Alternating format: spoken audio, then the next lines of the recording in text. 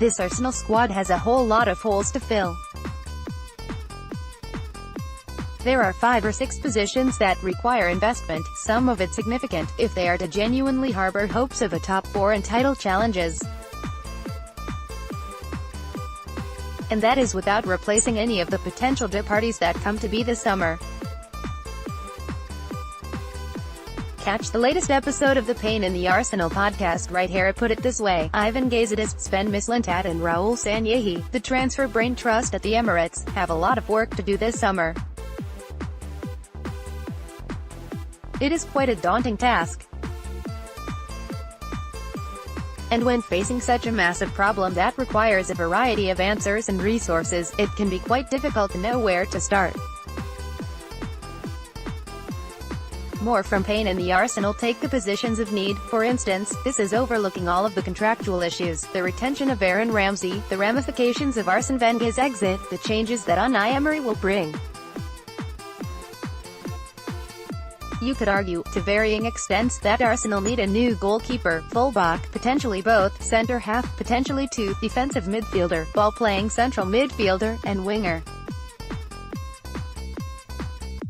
That is quite the shopping list.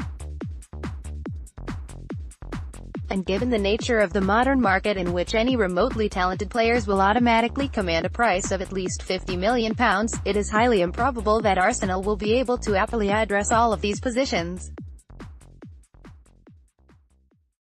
They simply do not have the resources to do so. Compromises, therefore, must be made. It is time to prioritize. So what is the most important need of this team? Which position needs addressing first and with the most resources? Well, I don't think this is a trick question. I actually think it is the position that most people will be thinking of when I pose the question. Yes, defensive midfield is the most important need to address this summer. First and foremost, it is one of the most influential positions on the pitch. It provides balance and connection to the team, cohesively conjoining the defense with the attack. But more than that, the players that are currently in the squad do not have the necessary qualities to fulfill the role aptly. Now, that is not necessarily a slight on their qualities.